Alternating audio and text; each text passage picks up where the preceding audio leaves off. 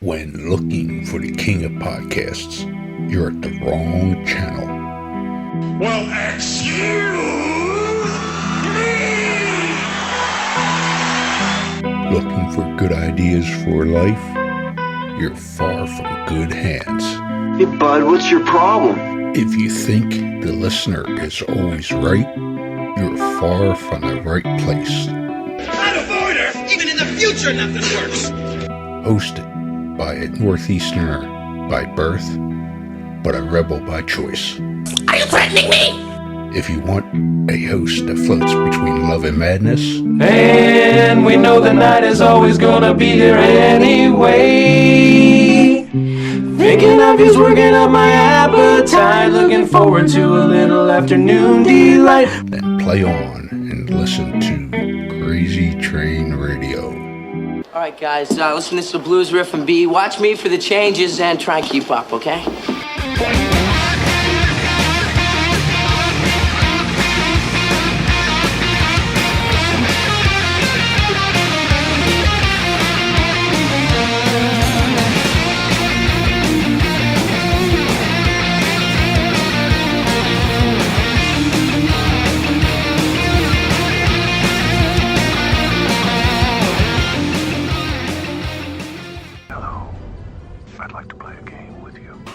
Within the gaming world, there are your general gamers, but then there are those that enjoy the dark underbelly of gaming. If you're one of those that enjoy the dark underbelly of gaming, we certainly got the place to send you.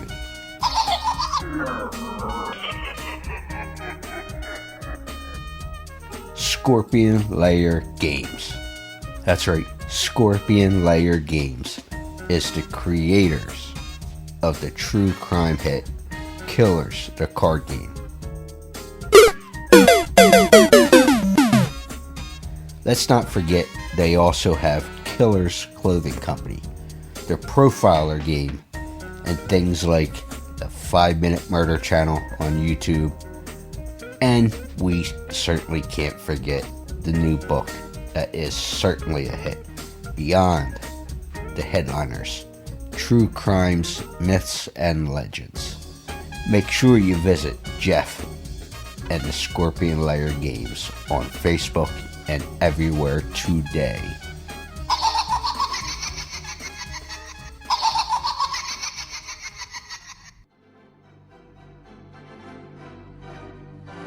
Also want to give a quick thank you to our friends over at Ultra Pro, who is the leading manufacturer and supplier of sports, comics, and memorabilia storage. Whether it be card cases, sleeves, top loaders, or travel gear, you name it.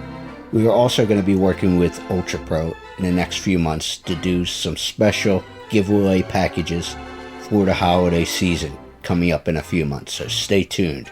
Make sure you check them out at ultrapro.com.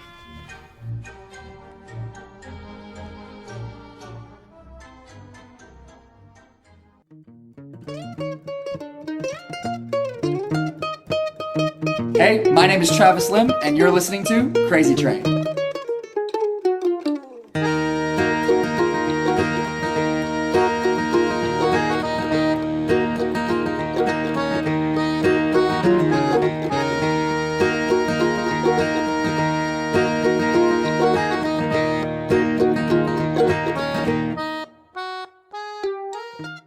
Hey folks, it's your least favorite host in the podcast world, Croc, Jonathan Steele. And boy, do we have a good one for you today.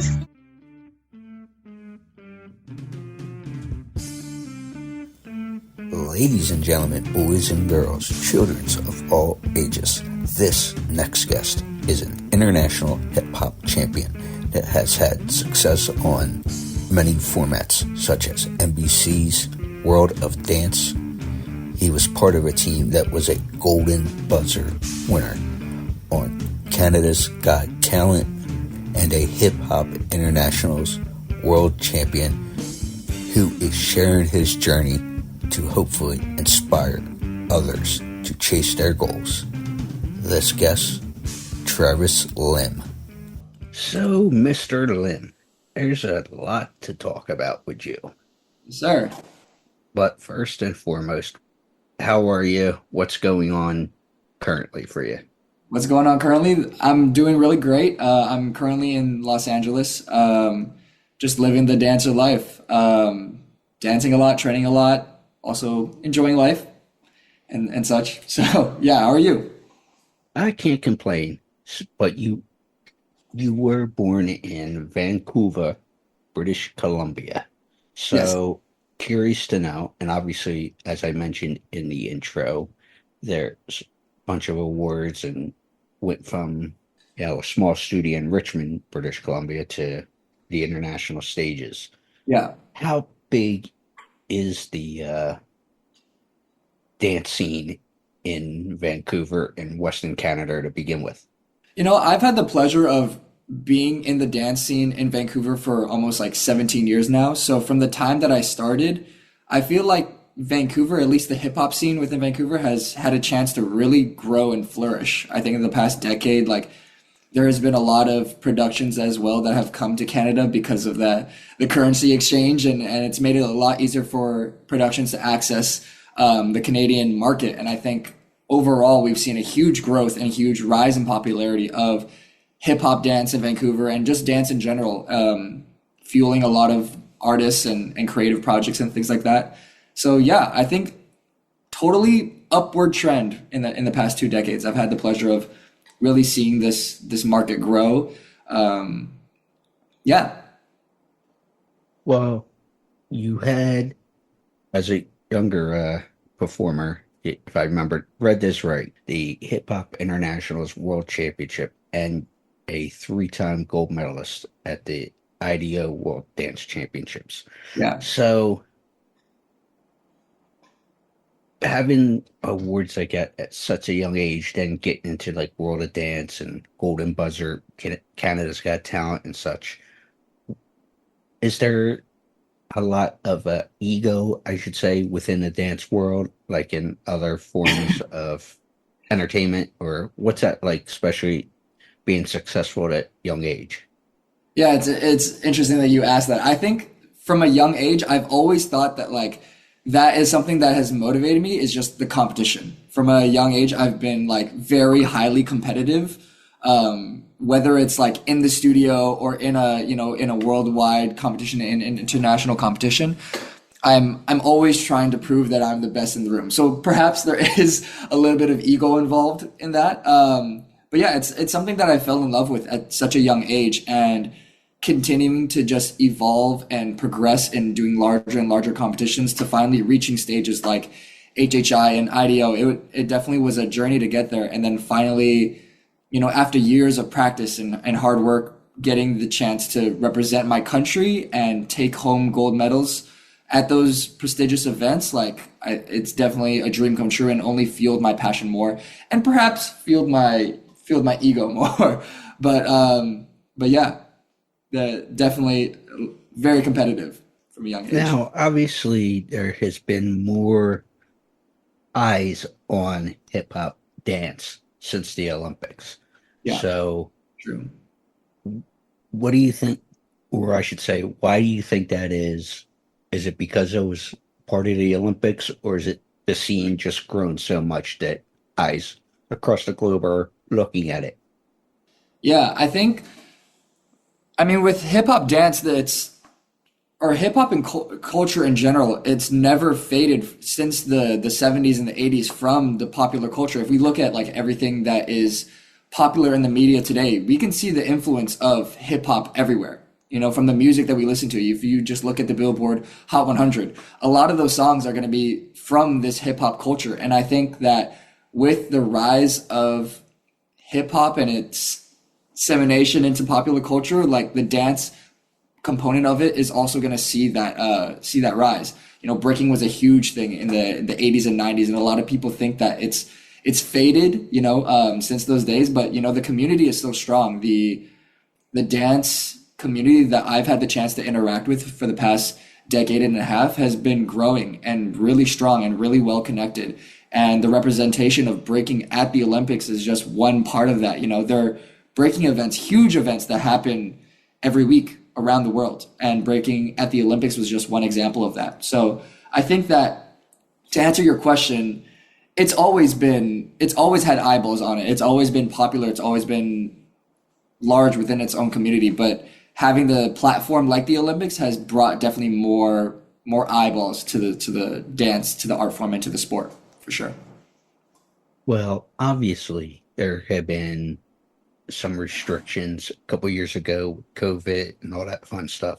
So how did that help or possibly hurt the making a transition from competitive to a professional side of things? Yeah, I think in many ways, like the restrictions obviously was a hard time for everyone. I think in that question, there are positives and there are negatives. From a personal standpoint, I felt like there were a lot of positives in my life. From a professional standpoint and working in the industry as a dancer, very, very difficult. Dealing with COVID restrictions, our art form and our practice is something that you have to be physically there for. And it's really hard to dance and to interact, to teach, to do these large projects, especially with these large companies that have so much restriction in what they can and cannot do. For example, Canada's Got Talent, when we got the opportunity to do that, we were still in very strict COVID restrictions. And a lot of our practices leading up to when we took the stage, even like few days before, like we were unable to practice together. Some of us were living in different parts of the country as well. And there was a lot of rehearsals on Zoom. And as a dancer, you have to learn to adapt to those situations. So learning choreography through Zoom, being able to, interact and make changes with your team on Zoom was not easy. But through all those restrictions, I feel like those challenges really prepared me for what was to come in the professional world. Even though it was we don't see those same restrictions anymore. I think that the difficulty and the challenge of everything that we had to overcome to endure and to make it to those opportunities is something that you see all the time in the professional world. So, yeah. Does that make the golden buzzer that much more special, you think, because of the restrictions and stuff at the time? Oh, definitely. Yeah. I think like when that moment came, it was such a mixture of like exhaustion, joy, and feeling like all of the things that we had felt, like being so overwhelmed with the entire process, like it all was just like a huge sigh of relief. And we're like, oh, thank God. And so I think half of that moment was like, so much joy, but also at the same time, so much relief for something like that, for all of the things that we had to endure to make it to that stage in that moment. Well, obviously, you were a part of a program at UCLA. So Yeah. what was it about their program that attracted you? To be honest, there's like one answer that's dance related and one answer that's like childhood related. As a child, one of my favorite shows growing up was Fresh Prince of Bel-Air. And I loved Will Smith. I still do love Will Smith. And he's someone that I really admired growing up. And in the show of Fresh Prince of Bel-Air, he goes to UCLA. And that was the first time that I was like, oh, wow, like I also want to go to school, perhaps for dance, but I just want to go to UCLA. And from that moment on, since I was like a young child watching reruns of that show, I was like, I had it in my head that I want to go to UCLA. Later on in life, I started doing research about different dance programs across the states. And I had seen that UCLA has a really strong, at least stronger than most other universities, that they had a hip hop program there. And they had connections to the street dance world and the industry. And I was like, that sounds like the perfect place for me. I don't think that there are many educational institutions still to this day that really bring proper hip hop education and include hip hop as a part of their dance education, which I think is something that is shifting now, and that we are currently dancers as hip hop practitioners advocating for in these educational institutions. I think there's so much value to be brought there, and going to UCLA kind of showed me that. I was like, hey, I actually belong in an educational institution, and the things that I practice and the culture that I've been a part of for the past 15 years actually has something to contribute in these educational spaces. So going to UCLA definitely changed all of that for me, my perspective of what hip hop can do and what dance can do in general. Nice. So what would you change about the different programs then, since you said it's finally just becoming more of a thing? I mean, even at UCLA, my experience there, like it was an amazing experience. I had the chance to interact, and it's a global dance program. So we learned so many different kinds of styles of dance. I learned West African. I studied more modern dance. I studied Armenian dance as well. Like I think the global approach of dance in the program like that is something that I would like to see reflected in a lot of other dance programs that are not just a BA, but in BFA programs. So a lot of the times in BFA programs, a lot of their focus is on the contemporary, modern, and ballet side. Even when I was applying for universities, like every single program was like, we need to at minimum see your technique, your technique, right? Which is a very Eurocentric approach to technique, not considering hip hop as proper technique, which is something that I would like to change, I think, across all universities and all programming, is just some of those connotations and being accepted as a dancer from no matter from what background you come from. There is technique and there is practice that should be valued in these educational institutions, whether you do belly dance or whatever style that you do, So that's something I'd like to see changed. Obviously, you've been pursuing a professional side of things. Is there more than people realize with that? Because when you say professional, I'm sure most people think just videos and stuff. Sure. But how much is actually out there on the professional side from a dance perspective? I feel like, in my opinion, and this is because I've only experienced being a professional dancer, but in my opinion, like being a professional dancer is such an amalgamation of different kinds of roles and jobs. Like I always say that it's combining a professional career and a hobby all into one. From a young age, I've always like poured every ounce of my time and passion and energy into dance. And now as a professional dancer, like all of those things are still true. Being professional, working a full job, full hours, but also on top of that, having enough energy and passion at the end of the day to sharpen your own tool, to sharpen your own skill set. I sometimes work long, 9-hour days where I go teach here, perform here, rehearse here. And then when I get home, I have so much love and passion for it that I still want to invigorate my own personal practice and still work on the things that I feel like I need to work on as a dancer. So when it comes to being a professional dancer in this industry, it's so much more than a job. You actually have to be 100% passionate and in doing what you do in order to make it in this industry. Well, with that being said, what would you say your biggest strength is, but also what's the biggest thing you want to work on as of right now? That's a question I'm going to have to take a second.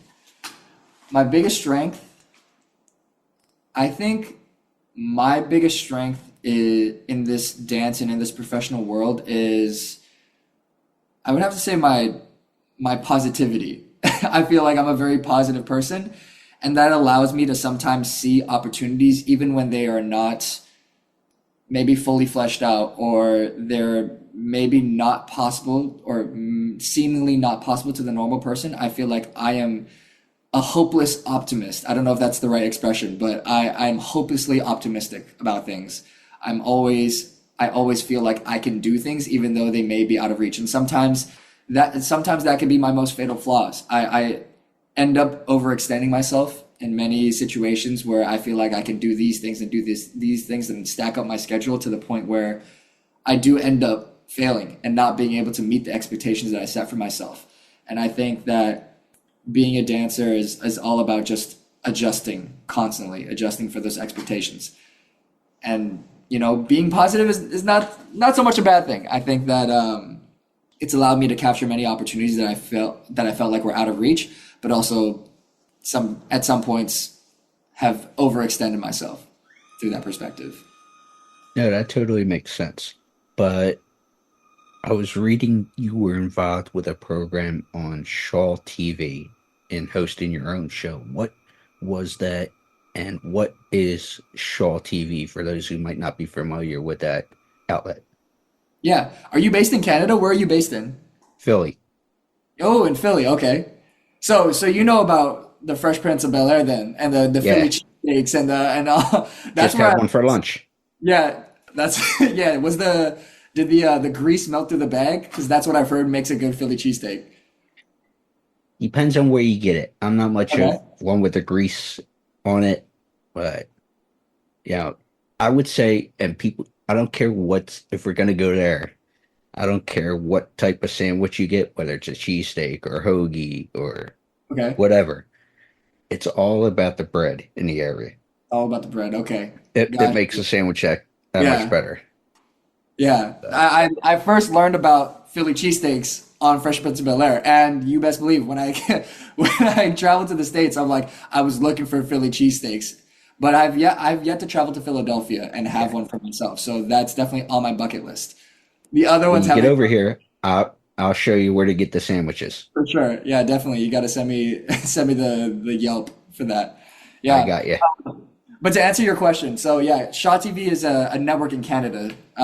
It's one of our largest like TV networks, and I had the pleasure of creating a show for them when I was, I think 14 or 15. And this show was basically my journey as a hip hop dancer in discovering more about my community, more about my art form, and kind of putting some amazing Vancouver artists and artists around the world on the map. Not to say that they weren't already on the map, but just to invite them into my space so that I could learn from them. So the show, it was 13 episodes, and I got the chance to bring on many Vancouver pioneers and hip hop pioneers onto the show to discuss more about their practice, their art form, what being an artist is like, what being a professional is like in our city and across the world. It was a great experience for me to just learn more about my culture. And I think I did the show from the perspective of like me being a student. Obviously, I was so young at the time, and I just wanted to learn more about the practice and the art form. So that was kind of the inspiration behind the show. It was such an amazing creative outlet for me, and an opportunity that I'd never forget for sure, and prepared me for what's to come in the world. Well, as we sit here, we are almost through September of 2024. Mhm. What is the goals you have for the rest of the year and going into 2025, both personally and professionally? Personally, I'm in the process of acquiring a work visa in the United States, which has been a whole process that has been taking up a lot of my time. So that's definitely one of my personal goals, is just being able to be located in the United States. I do have some work lined up as well that I'm really excited to do and push myself creatively and artistically. One of which is the Rose Parade coming up in Los Angeles. So we have the Rose Parade, which is a huge parade that's been happening since like the 1800s. And they're like moving floats on New Year's Day. And I'm really excited to be a part of that project and be one of the dancers there. Another thing that I'm really excited for is just continuing to work with my company, Universal. It's a company that I'm a part of. And the focus of this company is to provide hip hop education to the greater Los Angeles area. And yeah, I've really, really enjoyed pushing the educational aspect of hip hop more. And I think that my time at UCLA has really taught me the value of what this art can do, not just for, people in their late teens and in their 20s, but also for young kids. Exposure to the arts really has changed my life in the way that I grew up. And I feel like that impact is something that's really important for me to continue pushing. In hip hop, we have this phrase. It's called "each one teach one." So my goal is just to be able to pass down all the things that my mentors have taught me, and have given me the opportunities like I have now to the next generation. Well, where can people find you on social media or anything like that if they want to follow what you're doing or reach out? Yeah, I'm currently on Instagram and Facebook, so you can find my Instagram at Travis_Lim_ENT. And my Facebook page is actually the same, just without the underscores. Travis Lim ENT. Travis, thank you so much for the time. Thank you. Yeah, it's been a pleasure. And you'll have to send me the best places in Philly to eat a cheesesteak, because it's on my bucket list. When you come out here, I got you covered. We'll take the tour. For sure. Thank you so much.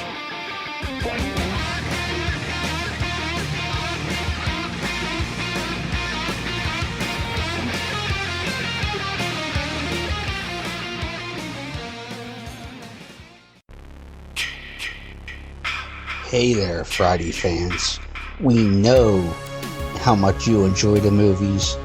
Enjoy grabbing your Friday merchandise and interacting with the Friday family, whether it be at conventions or during our particular watch-alongs. Well, when you're looking to get yourself masks, why not check out our friends over at Camp Blood Customs out of New York State and order your specific custom mask from any of the films. All orders are made specifically. Your needs and wants are. Make sure you find Camp Blood Customs on Facebook, Instagram, and all over social media and order yours today.